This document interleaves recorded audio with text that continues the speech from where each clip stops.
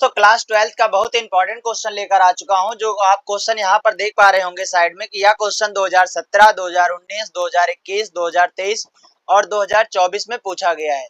तो यह एक इंपॉर्टेंट क्वेश्चन है, तो इसको आप अच्छे से देखिए और लास्ट तक आप वीडियो देखेंगे तो मैं पक्का बता दे रहा हूं आपको ये क्वेश्चन बहुत अच्छे से समझ में आ जाएगा। तो आइए, जो भी इंटीग्रेशन दिया है इसको हम लोग आई के बराबर मान लेंगे। आई बराबर यहाँ से क्या आ जाएगा, 0 से आपका पाई।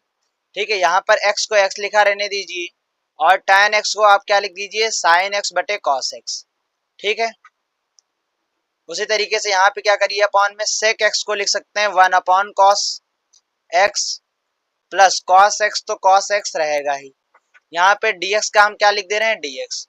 ठीक, नेक्स्ट i बराबर देखिए लिमिट अपनी कितनी है, 0 से पाई। यहाँ से आपका आ गया x गुड़े साइन एक्स बटे कितना आ गया, cos x।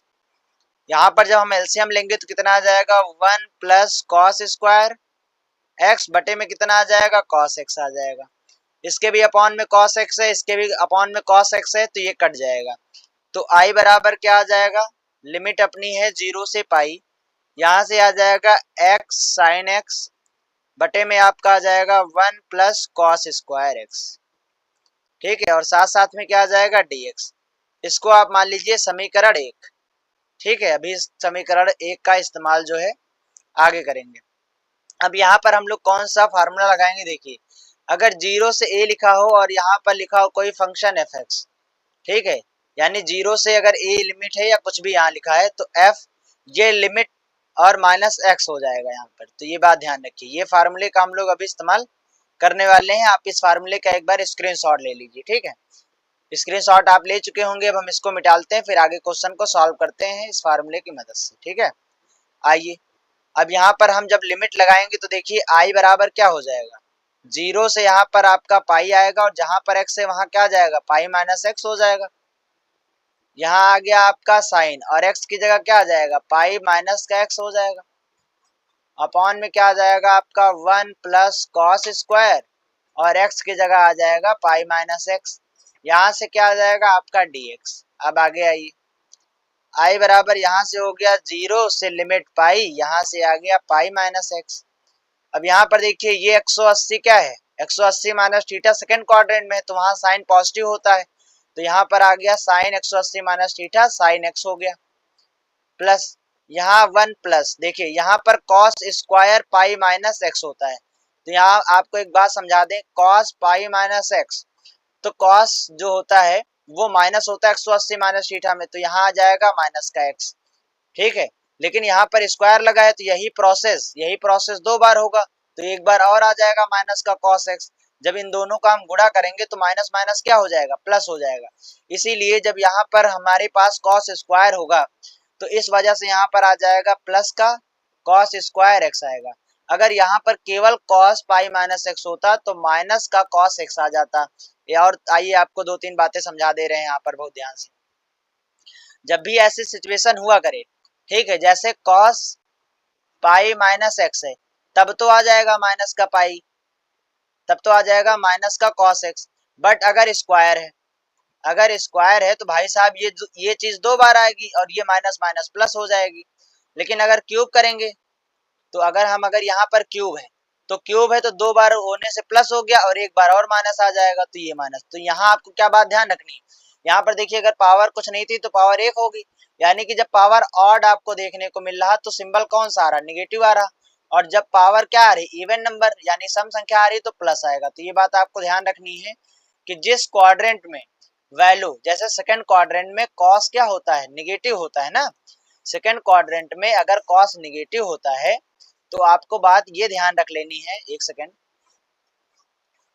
ठीक है, सेकंड क्वाड्रेंट में कॉस क्या होता है, निगेटिव होता है। तो आपको बात ये ध्यान रख लेनी है कि अगर इवन नंबर आएगा तो वैल्यू ऑलवेज प्लस में आएगी, मतलब पावर अगर इवन नंबर होगा तो प्लस आएगा और ऑड नंबर है तो ऑलवेज क्या आएगा, निगेटिव आएगा।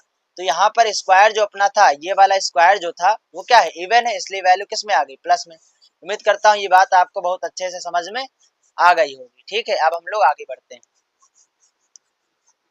आगे देखिए, यहाँ से अब हम क्या करेंगे, इसको हम लोग मान लेंगे समीकरण 2। अब हम लोग करेंगे समीकरण 1 और समीकरण 2 को क्या करेंगे, ऐड कर देंगे। जब ऐड करेंगे तो यहाँ पर देखिए लेफ्ट हैंड साइड में यहाँ भी आई है और यहाँ भी आई है, तो आई आई जुड़ के क्या हो जाएगा, 2i हो जाएगा। लिमिट आपकी यही रहेगी 0 से पाई। ठीक, यहाँ पर देखिए अपॉन में क्या 1 प्लस कॉस स्क्वायर, यहाँ भी अपॉन में 1 प्लस कॉस स्क्वायर, तो एलसीएम जब लेंगे तो सेम आ जाएगा। एलसीएम लेंगे तो यही आ जाएगा। देखिए दोनों के हर में सेम चीज थी, इसलिए अंश में भी एकदम सेम चीज आ जाएगी। यहाँ पर x साइन x है और यहाँ पर फिर अगर ऐड करेंगे तो प्लस का सिंबल आएगा और यहाँ पर क्या है पाई माइनस एक्स और आ जाएगा साथ साथ में साइन x आ जाएगा। ठीक है, और क्या आ जाएगा dx आ जाएगा। अब क्या करेंगे, आइए इधर देखिए, यहाँ पर आपका आ गया 2i बराबर ये आ गया 0 से पाई। ठीक है, अब यहाँ देखिए साइन x यहाँ भी है, साइन x यहाँ भी है, तो अब हम इधर लिख ले रहे हैं साइन x हम कॉमन आ जाएगा तो यहाँ से बचेगा x प्लस यहाँ ब्रैकेट में बचेगा पाई माइनस एक्स, साइन तो कॉमन ही हो गया और अपॉन में जो लिखा है वो तो बचेगा ही। तो यहाँ देखिए ये x कट गया, ये x कट गया। अब आइए दूसरे पेज पे देखिए क्या बचा है, ये पाई बचा है और साथ में साइन x बचा है और अपॉन में 1 प्लस कॉस स्क्वायर। ठीक, तो अब नेक्स्ट पेज में अपने पास क्या बचा है इधर लिख दे रहे हैं, एक सेकंड रुकिएगा।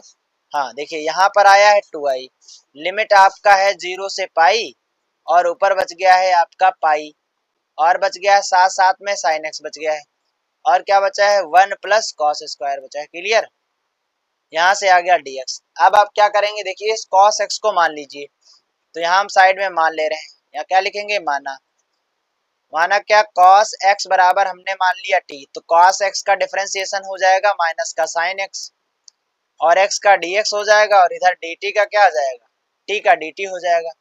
यानी हम sin x dx बराबर क्या लिख पाएंगे, माइनस का dt लिख पाएंगे। ठीक है, आइए यहाँ लिखते हैं, ये 2i का आपका 2i आ गया। अब ये आ गया आपका 0 से पाई, ये पाई देखिए कांस्टेंट है तो ये आ गया बाहर। साइन एक्स dx क्या माइनस dt हो गया, तो यहाँ पर 1 लिख दें और माइनस को भी हम यहाँ बाहर लिख ले रहे हैं। ठीक है, और ये हो गया आपका dt और अपॉन में क्या है 1 प्लस कॉस x को हमने t माना है और यहाँ पर स्क्वायर है तो ये हो गया t स्क्वायर। यहाँ से आ गया आपका 2i। अब ये देखिए t आ गया ना, यहाँ पर t आ गया, यानी कि अब लिमिट पहले x के अकॉर्डिंग थी अब t के अकॉर्डिंग हो जाएगी। ये बात आप ध्यान रखिएगा नहीं तो गलती हो जाएगी। ठीक है, तो हम इस चीज को पहले मिटाल देते हैं, ये चीज जो लिखी है इसको मिटाल देते हैं। यहाँ पर इंटीग्रेशन का सिंबल आएगा लेकिन t के अकॉर्डिंग लिमिट आएगी। ये इंटीग्रेशन का हमने जो है सिंबल लगा दिया यहाँ पर। अब लिमिट आएगी, देखिए लिमिट कैसे आएगी, यहाँ पर लोअर लिमिट ध्यान से देखिए क्या है 0 है, x की 0 थी तो यहाँ पर हमने मान रखा है cos x बराबर t, तो x की जगह पहले हम क्या रख देंगे 0 रख देंगे। जैसे ही 0 रखेंगे cos 0 का मान सभी को पता है क्या होता है 1 होता है, तो t की वैल्यू क्या आ जाएगी 0 के स्थान पर अब 1 आ जाएगी, तो यहाँ 0 था तो यहाँ 1 आ गया। ठीक है, आइए दूसरी लिमिट चेंजिंग देखते हैं क्या है, cos x बराबर तो t ही मान रखा है हमने cos x। अब अपर लिमिट देखिए यहाँ पर क्या है पाई है, तो यहाँ पर हमने लिख दिया पाई, पाई बराबर टी और cos 180 का मान सबको पता है -1 होता है, यहाँ से आ गया टी, तो अब यहाँ अपर लिमिट क्या आ जाएगी -1, तो यहाँ हमने लिख दिया -1। क्लियर, अब आइए सॉल्व करते हैं। अब यहाँ से आ गया आपका 2i बराबर माइनस का पाई, लिमिट आ गई 1 से -1। अब ये पूरा का पूरा जो है फार्मूला बन गया, फार्मूला किसका बन गया tan इनवर्स टी हो गया।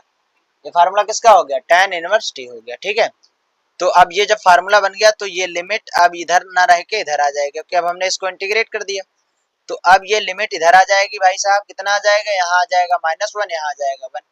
अब हम क्या करेंगे इस लिमिट को सॉल्व कर लेंगे, ये आ गया आपका -पाई, लिमिट क्या होती अपर लिमिट, तो t यहाँ पर है तो t के अकॉर्डिंग ही लिमिट चेंज कर लिया इसीलिए वैल्यू रख पा रहे हैं। अगर हम यहाँ पर x के अकॉर्डिंग ही लिमिट रहती और यहाँ t रहता तब वैल्यू रखते तो गलत आ जाता। ठीक है, तो यहाँ आ गया अपर लिमिट और माइनस का क्या आ गया लोअर लिमिट, तो tan इनवर्स यहाँ से आ गया 1। क्लियर, अब आइए ये आ गया 2i बराबर माइनस का पाई, tan inverse minus theta, minus tan theta होता है, और देखिए चलिए अच्छा अच्छे से लिख दे रहे हैं माइनस का tan इनवर्स, और यहाँ जो 1 बचा इसके लिए हम लिखेंगे tan 45 यानी tan π/4 रेडियन में, माइनस यहाँ आ जाएगा tan इनवर्स और वर्ग की जगह क्या लिख दे tan π/4। अब काट लीजिए, tan से tan इनवर्स कट गया, tan से tan इनवर्स यहाँ कट गया। अब आइए कहाँ लिखते हैं, अब आइए इसे के नीचे लिख दे रहे हैं, आपको दिखेगा, ठीक है। 2i बराबर आ गया माइनस पाई, यहाँ देखिए कितना आ गया माइनस का पाई बाई 4, यहाँ आ गया, यहाँ आ गया माइनस का पाई बाई 4, यहाँ भी, ठीक। अब हम यहाँ पर देखिए लिख रहे हैं थोड़ा सा स्पेस बना के, ये स्पेस में आपका आंसर लगभग आ जाएगा। तो यहाँ से अपने पास आ गया 2i बराबर माइनस का पाई है। अंदर जब हम यहाँ पर एलसीएम लेंगे देखिए तो यहाँ पर कितना आ जाएगा, यहाँ जाएगा माइनस का 2 पाई बटे 4, क्लियर। ये वाला 2 से ये 2 कट गया, आई बराबर देखिए क्या आ गया, ये माइनस प्लस हो गया, पाई का पाई से गुणा हो जाएगा, पाई स्क्वायर हो जाएगा, बटे कितना आ जाएगा 4 आ जाएगा, ठीक है। यही आपका क्या हो जाएगा, ये हो जाएगा आपका आंसर, पाई स्क्वायर बटे 4, ये हो गया आपका आंसर। आप इसका स्क्रीनशॉट ले लीजिए एक बार, और एक बार इसका आप स्क्रीनशॉट ले लीजिए, ठीक है। उम्मीद करता हूं कि यह क्वेश्चन बहुत ही अच्छे से आपको समझ में आ गया होगा। अगर समझ में आ गया है तो आप वीडियो को लाइक करिए, चैनल को अभी तक नहीं सब्सक्राइब करे हैं तो चैनल को सब्सक्राइब करिए। इसी तरीके के और इम्पोर्टेंट क्वेश्चन लेकर मैं रेगुलर आता रहूंगा, आप चैनल से जुड़कर अपने मैथ को इम्प्रूव कर सकते हैं। Thank you very much.